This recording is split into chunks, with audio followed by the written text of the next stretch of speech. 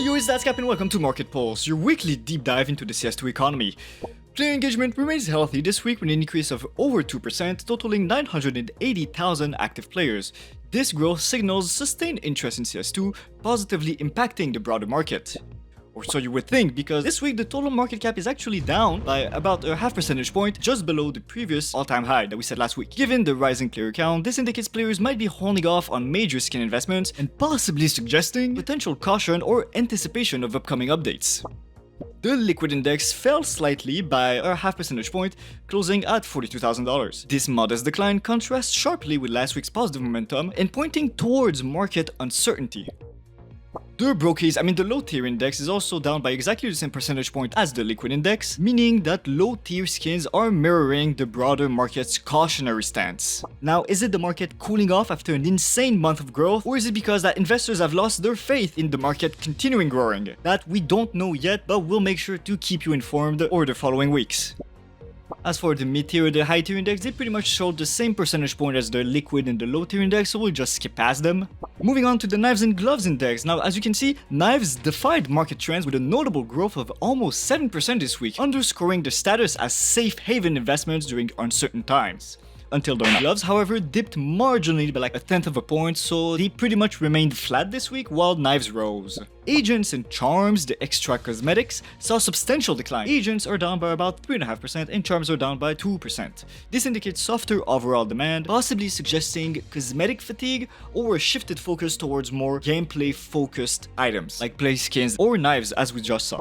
Pre-2016 cases gained slightly, almost a third of a point. On the other hand, cases from 2016 to 2022 saw a decline in their prices of an average of 2% between all of them, suggesting traders favoring older, rarer cases, but barely. Therefore, the market pulse this week is exhausted, possibly on the verge of reversal. We just now wait and see if Valve releases an update in the near future, or if we'll have to wait much longer.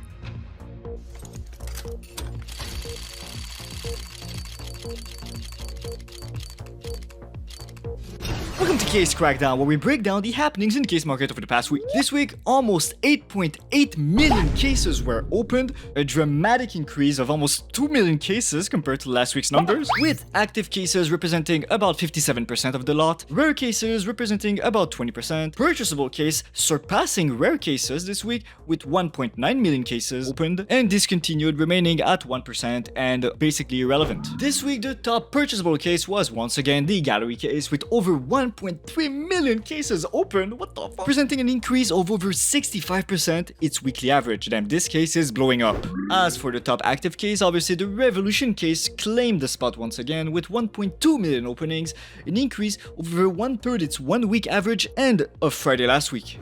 And once again, 3 out of 3, the top rare case was the Snakebite case with over 200,000 openings, an increase of 18% its weekly average and 100% from last week. Again and again, 4 for 4, the most liquid case this week was the Fracture case with almost 400,000 listings. What the fuck? Where are they coming from? And an increase in its openings numbers of 12%.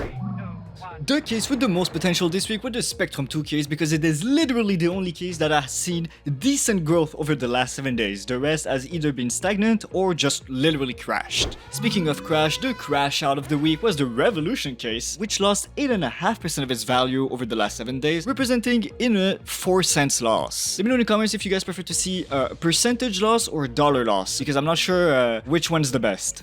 And finally, moving on to Dadscap's pick of the week, I've decided to go with the top rare case, which is the Snakebite case. Why? Well, simply because it's one of the few cases that has seen a positive 7-day price movement of 1.29%. It's currently trading at only 88.1% of its monthly average price, and this combination of being undervalued while trending up as well as being a rare case makes this a strong candidate for being Dadscap's pick of the week.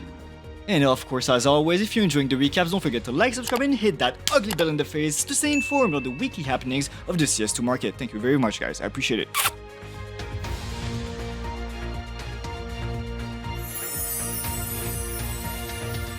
Welcome to winners and losers, starting off with the cases W of the week. The Spectrum cases, but especially the Spectrum 2 case, were strong winners this week, as well as the Anubis package. And I'm telling you, if the Anubis package, which has a fixed price, ends up in the top 3, that means that the case market didn't do so good this week. As for the losers, well, if I could put the entire case market, I would put it there. Everybody has done pretty much bad, but these ones are the biggest losers, and the fact that each represents a different era of CSGO just goes to show how much the case market suffered this week. Moving on to the play skins, and as always, the AK is always the biggest winners, but this time they dominated, with a different AK taking each spot of the play skins top 3. This just goes to show how popular the AK is with players.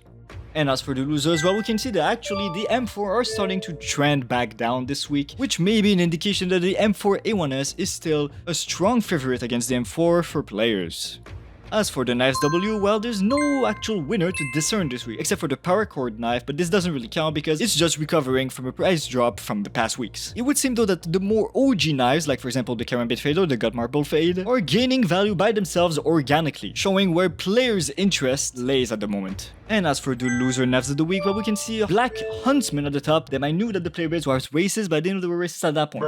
Okay, but jokes aside, apart from the Huntsman, we can see that the newer variety of knives, like for example the Skeleton Knife and the Paracord Knife, are losing value compared to the OG knives we just saw, which may be reinforcing the trend that players are more interested in more established items. Moving on to the gloves winner, well, this is a significant contrast to last week's where gloves absolutely exploded. The biggest winner this week didn't even see a 2% increase in price, which shows that the market euphoria from last week is coming to an end.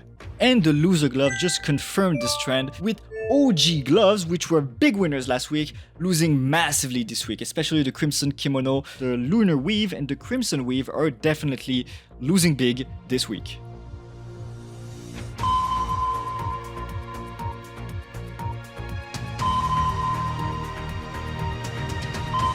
Welcome to ROI Radar. We'll be looking for a money printer hidden in the armory or the in-game store, starting off with the Enfu capsule, which is the third best capsule that the in-game store has to offer, with a real unboxing ROI, so Steam fees included, of 84%, odds of profit being 21%, and the expected value being 84 cents, so a 16 cents loss. The best item is the Unicorn Hollow at $3.27. The second best sticker capsule in the in-game store is the Team Rose capsule, with an unboxing ROI of 86%, odds of profit being 28%, and an expected value of 86 cents or 14 cents loss. The best item is the Pro Foil at $5 flat. And finally, the best capsule that the in-game store has to offer is the Boardroom capsule, with an unboxing ROI of 87%, the odds of profit are 19%, and the expected value is 87 cents or 13 cents loss. Eesh. And the best item is obviously, and again, the Infinite Diamond Hollow at $5.52. Hopefully the armory is going to be a little bit more profitable, starting off with the Small Arms Charms collection, with an unboxing ROI of 97%, odds of profit are 17%, and the expected value is $1.17, so a 3 cents loss still.